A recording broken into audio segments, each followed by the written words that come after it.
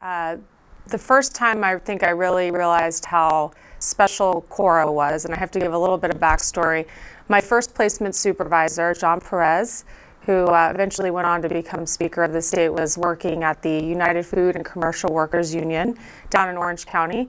And I would have to drive my car to his house in Los Feliz from the west side, and then from there, we'd begin the commute down to Buena Park. This is my first placement, I don't know anything about Coro, and he tells me that I'm not allowed to ask any other questions aside from those related to labor and organized labor, because it was my labor placement.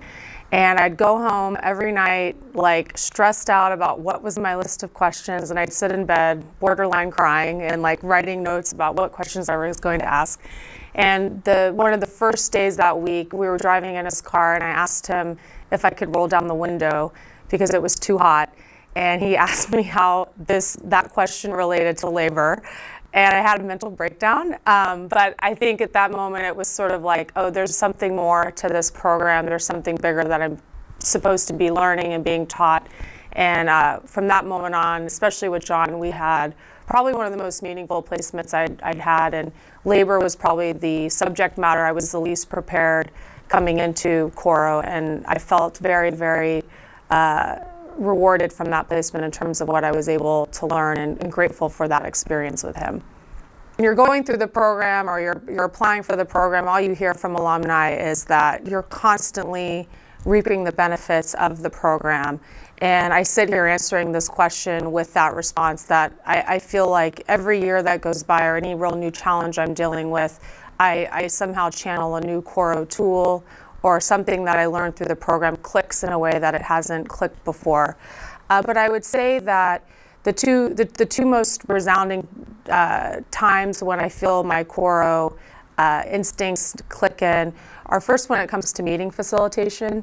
I'm actually told I'm a very good meeting facilitator, and I think that it definitely comes back. And I'm always asked the question, where did you learn to run a meeting like that?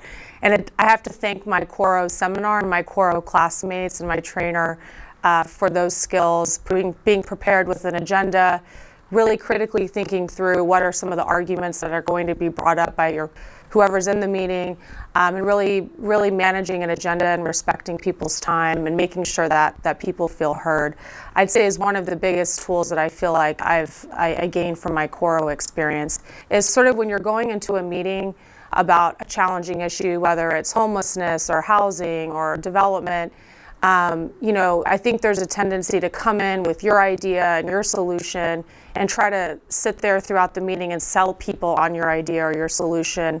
And I think what Coro taught me is to come in with ideas, but to be very open to the fact that more likely than not, the best idea and the best solution or the best approach is going to be a combination of people's ideas in the room melding together in a way that no one probably could have foreseen. And I think that definitely is a tool and a skill and really a paradigm that I gained from my Coro years. Do I have any fond memories of my time in Coro? I have many. And I think some of the most meaningful were with my classmates. We were a class of 10. And one of the rules that we set out very early in the year was to really push each other on not being lazy, asking questions in interviews, and being really intellectually curious. And I think some of my fondest memories, what we did was we instituted a rule that every interview had to be facilitated in a different way. And it seems really simple, but for those of you who are not familiar with the Coro program, you do probably 3 to 4 interviews a week. Sacramento week, you're doing 5 interviews a day. So to come in and really have some new innovative way of interviewing somebody became quite interesting. And I think one of my fondest memories was one of my classmates came in one day and he had 10 blindfolds, and he required us all to interview an elected official blindfolded. And I think I will still never forget sort of that shock and really learning how much you rely on body language and nonverbal cues when you're interviewing. And I think the gentleman being interviewed did a very good job responding to that interesting dynamic. But it was really an interesting and unique way of pushing yourself and really creating a team environment. If I were to thank someone in the Coro family, I think the person I would have to thank is John Perez. He was my first placement supervisor, and the level of investment that he had and made not only in me as a fellow during my time with him. I mean, the sheer act of spending 3 hours a day in a car with somebody is a lot to ask, and he took me to many of his commission meetings and other types of areas that he was involved with late at night.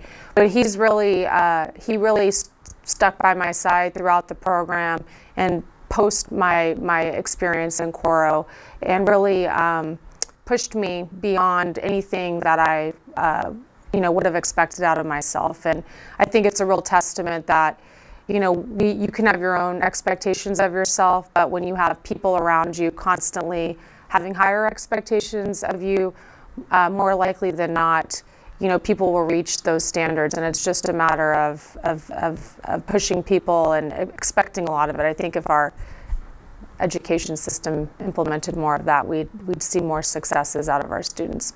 But I'd like to thank John for all of the anxiety that he gave me throughout that 4-week period.